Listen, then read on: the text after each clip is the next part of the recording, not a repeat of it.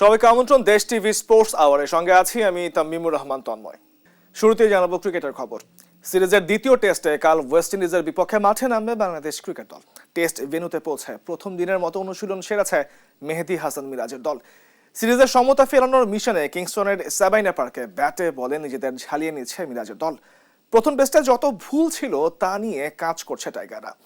ব্যাটারদের ভুল শুধরে নিতে কোচ সালাউদ্দিনের অধীনে টেকনিক নিয়ে কাজ করছে দলের ব্যাটাররা। অন্যদিকে সিরিজ জয়ের জন্য মুখিয়ে থাকা ওয়েস্ট ইন্ডিজও ঘাটতি রাখছেন অনুশীলনে। বাংলাদেশ সময় শনিবার রাত 9টায় শুরু হবে ম্যাচটি। এই ম্যাচ সিরিজ বাঁচানোর লড়াই বাংলাদেশের জন্য।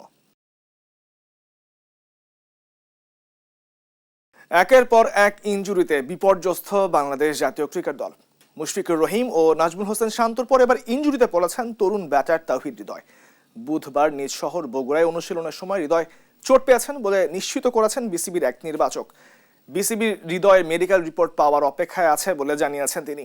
চোটের কারণে ওয়েস্ট ইন্ডিজের বিপক্ষে আসন্ন ওয়ানডে সিরিজে হৃদয়ের খেলা নিয়ে দেখা দিয়েছে শঙ্কা। এদিকে চোট থেকে এখনো পুরোপুরি সেরে ওঠেননি দুই অভিজ্ঞ ব্যাটার মুশফিকুর রহিম এবং নাজমুল হোসেন শান্ত। এবারে জানাবো নারী ক্রিকেটের খবর।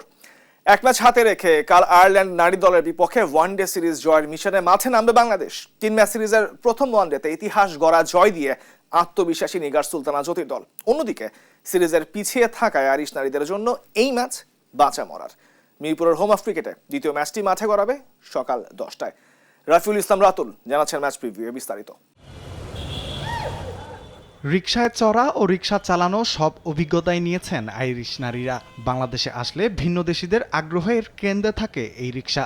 তাই তো হোম অফ ক্রিকেটে অতিথিদের ইচ্ছে পূরণ করেছে বিসিবি। প্যাডেল রিকশা চালাতে পেরে চোখে মুখে উচ্ছ্বাস দেখা গেল গ্যাবি লুইস, লরা ডেলানিদের। যদিও ম্যাচ নিয়ে সিরিয়াস নিগার সুলতানা জ্যোতির দল। প্রথম ম্যাচে রেকর্ড জয়ের পর একাডেমিতেও ব্যাটিংয়ের কাজ করছে টাইগ্রেসরা। স্বপ্ন বুনেছেন দ্বিতীয় ওয়ানডেতেই সিরিজ জয়ের। আমরা একটা অনেক বড় গ্যাপ দেওয়ার পরে আমরা ওয়ানডে খেলতেছি 250+ ফার্স্ট টাইম। এটা বুস্ট আপ করে যে আয়ারল্যান্ডের সাথে আমাদের যদি ম্যাচ হিসাব করেন যে we are better team than Ireland.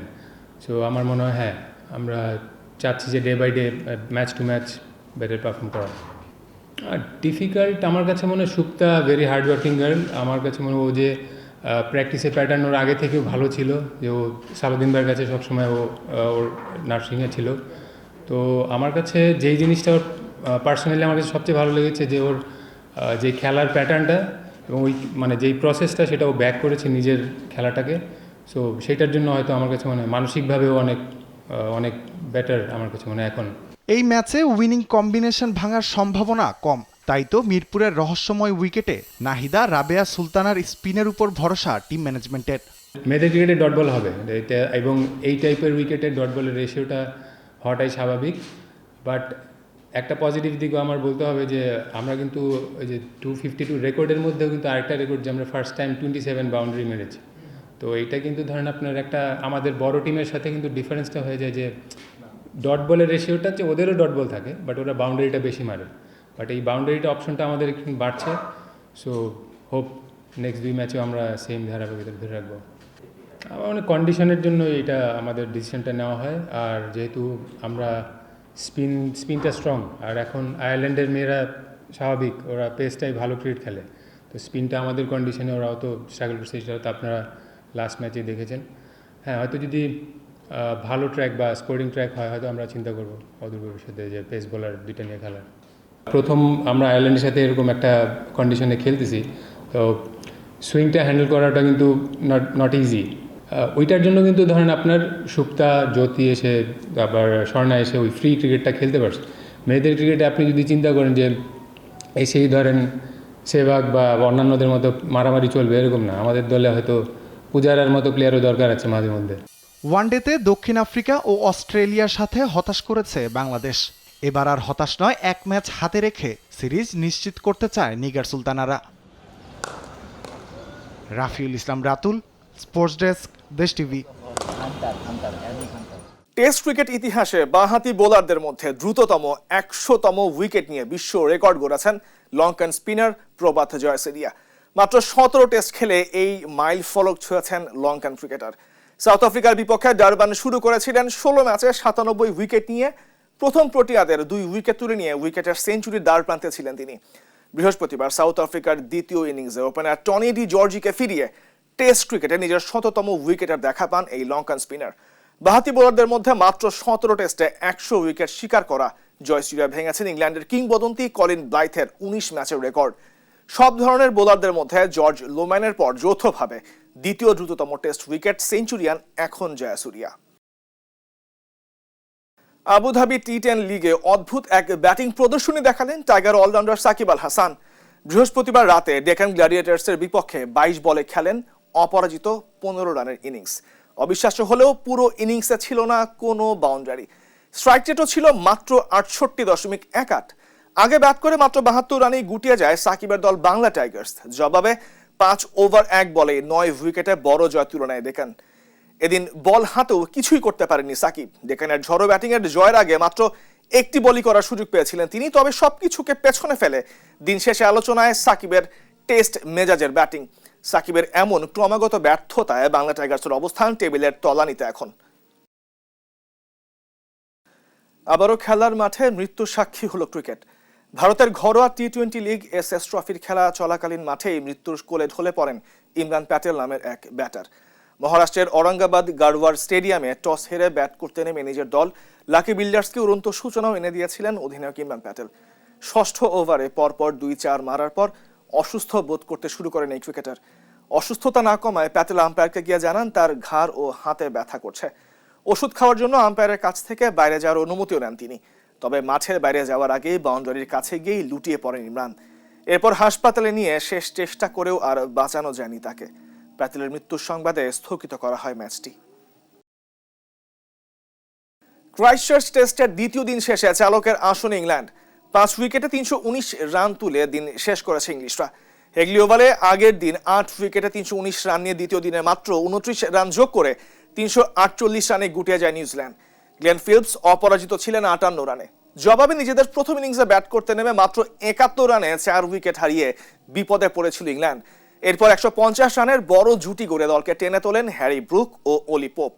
Pope 77 run করে আউট হলেও সেঞ্চুরি তুলে নেন ব্রুক। ব্রুকের অপরাজিত 132 এবং বেন স্টোকসের 37 রানে ভর করে 5 উইকেটে 319 রান তুলে দিন শেষ করে ইংল্যান্ড। তবে স্বাগতিক দেশে ইংল্যান্ড এখনো পিছিয়ে আছে 29 রানে। এবার জানাবো দেশের বাইরের ফুটবলের খবর। ইউরোপা লিগে হল্যান্ডের জোড়া গোলে জয় পেয়েছে English giant Manchester United. Norwegian club বোডোকে 3-2 গোলে হারিয়েছে তারা। এদিকে ঘরে মাঠে ইতালিয়ান ক্লাব রোমার বিপক্ষে 2-2 গোলে ড্র করেছে English club Tottenham Hotspur. Tumpa ফ্রোজের ম্যাচ রিপোর্ট। ওল্ড ট্রাফোর্ডে নরওয়েজিয়ান ক্লাব বোডোর বিপক্ষে প্রত্যাশিত জয়ের লক্ষ্য নিয়েই মাঠে নেমেছিল ম্যানচেস্টার ইউনাইটেড। জয় পেলেও বেশ ঘাম ঝরাতে হয়েছে তাদের। ঘরের মাঠে বল দখলে আধিপত্য দেখিয়ে প্রথম মিনিটেই গোলও আদায় করে নেয় তারা।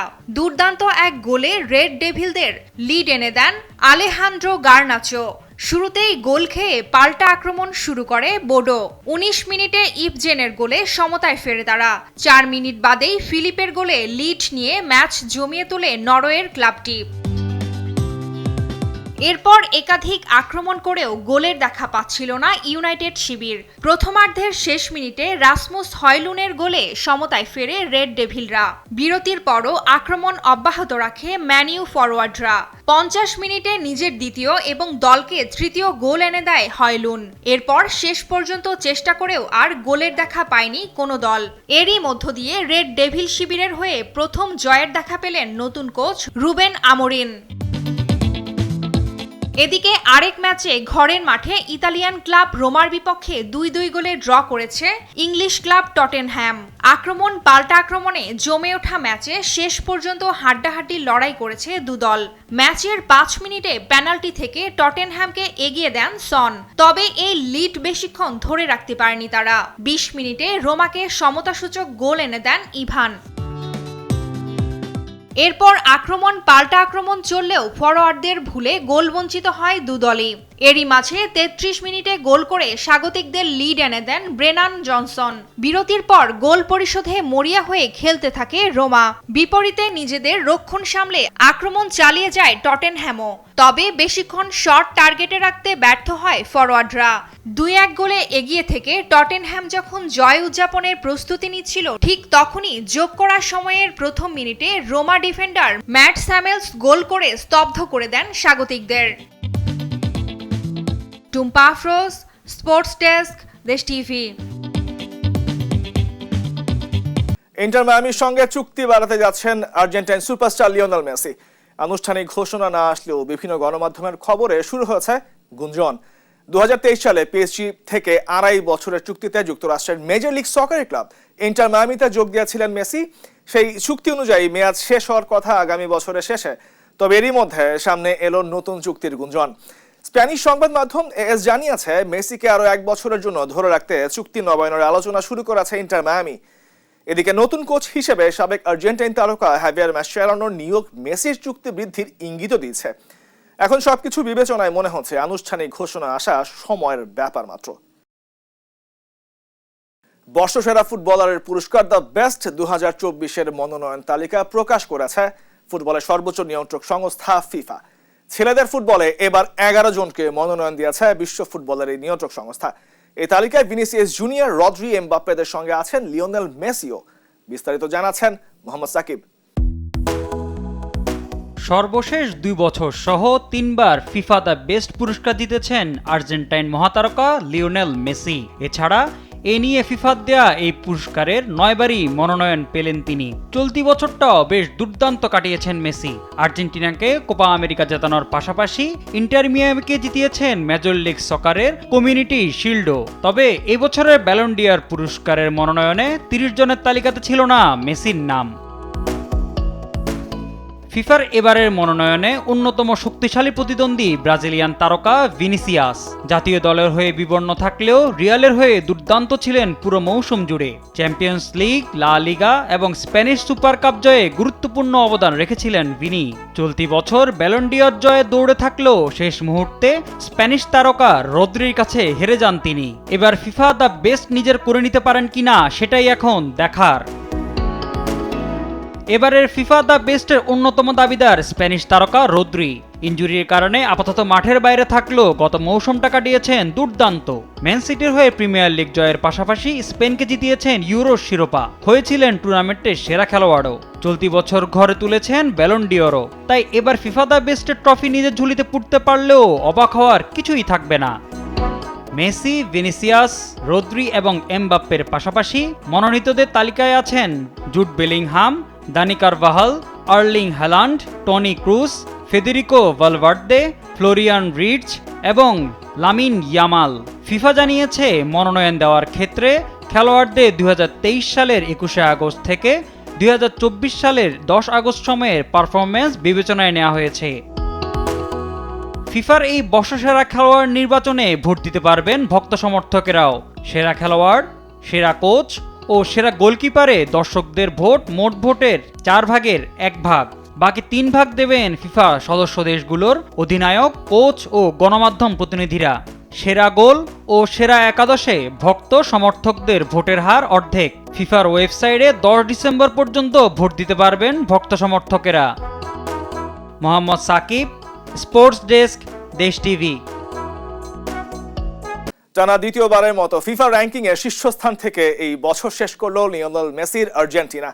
বৃহস্পতিবার 2024-এর চূড়ান্ত র্যাঙ্কিং প্রকাশ করে ফিফা ফুটবলের নিয়ন্ত্রক সংস্থা, যেখানে 1884 রেটিং পয়েন্ট নিয়ে শীর্ষস্থান ধরে রেখেছে আলবিসেলেস্তারা। তবে বছরের শেষটার প্রত্যাশা মতো হয়নি তাদের। সবশেষ প্যারাগুয়ের কাছে হারের পর পেরুর বিপক্ষে কষ্টার্জিত জয় দিয়ে বছর শেষ করেছে মেসিরা। ফিফার এই সবশেষ র্যাঙ্কিংয়ে দ্বিতীয় স্থানে আছে ফ্রান্স, তৃতীয় ও চতুর্থ স্থানে আছে যথাক্রমে স্পেন এবং ইংল্যান্ড। আর ক্রমাগত ব্যর্থতার কারণে পঞ্চম স্থানে নেমে গেছে ব্রাজিল। এদিকে মালদ্বীপের বিপক্ষে প্রীতি ম্যাচে 1 জয় ও 1 হারের পর ফিফা র্যাঙ্কিং এর আগের মতোই 185তম স্থানে রয়েছে বাংলাদেশ। চিরপ্রতিদ্বন্দ্বী 2 স্প্যানিশ জায়ান্ট রিয়াল মাদ্রিদ ও বার্সেলোনার এল ক্লাসিকো দেখতে মুখিয়ে থাকেন ফুটবল প্রেমীরা। সময়ের পরিক্রমায় চরিত্রগুলো পাল্টায়, কিন্তু এল ক্লাসিকোর উত্তেজনা, রোমাঞ্চ ও ঝাঁজ থাকে অভিন্ন। তবে গেল দিন ভিন্ন এক এল ক্লাসিকো উপভোগ করেছেন ফুটবল প্রেমীরা। রাফিউল ইসলাম জানাচ্ছেন বিস্তারিত। কাতারের খালিফা স্টেডিয়ামে বৃহস্পতিবার রাতে বার্সেলোনা লেজেন্ডস ও রিয়াল মাদ্রিদ লেজেন্ডসের মধ্যকার এক নান্দনিক প্রীতি ম্যাচ উপভোগ করে দর্শকরা। সবাই যেন ফিরে গিয়েছিলেন মাঠের সোনালী অতীতে। ম্যাচটি 2-2 গোলে ড্র হওয়ার পর ট্রাইবেকারে জয় পায় বার্সেলোনা লেজেন্ডস। তবে জয় পরাজয় নিয়ে মাথা ব্যথা থাকার কথা নয় কারোই, কারণ আবার কিংবদন্তি ফুটবলারদের খেলা দেখার সৌভাগ্যের চেয়ে বড় পাওয়া আর কি হতে পারে। অনেকে হয়তো প্রথমবারের মতো বাস্তবে দেখলেন প্রিয় ক্লাবের সাবেক লেজেন্ডসদের পারফরম্যান্স। ম্যাচের 8 মিনিটে পাবলো সরিনের গোলে এগিয়ে যায় বার্সেলোনা। এরপর স্টেডিয়ামের দর্শকরা অবাক হয়ে দেখেন ম্যাচের সবচেয়ে জনপ্রিয় লেজেন্ড রোনালদিনহোর পায়ের জাদু। ডি বক্সের বাইরে থেকে ফ্রি কিক পেয়ে দেখালেন ডান পায়ের সেই পুরনো চমক। ফর্মের তুঙ্গে থাকা কোনো প্লেয়ার এক সপ্তাহ জুড়ে প্র্যাকটিস করলেও হয়তো পিছিয়ে থাকবেন এমন নিখুঁত শটের। গোলকিপারকে সম্পূর্ণ বোকা বানিয়ে করেন অসাধারণ এক গোল।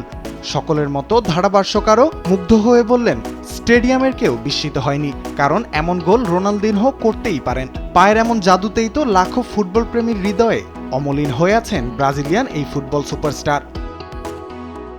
ফুটবলে এল ক্লাসিকো বলে কথা, সেটা কি আর একপেশে হতে পারে? ম্যাচের 58 মিনিটে লুইস ফিগোর গোলে ম্যাচে ফেরে রিয়াল। এর 5 মিনিট পরেই এডুইন কঙ্গোর গোলে সমতায় ফেরে দুই দল। এরপর আর গোলের দেখা পায়নি কেউ। নির্ধারিত মিনিটে চিরপ্রতিদ্বন্দ্বীরা থাকেন সমানে সমান।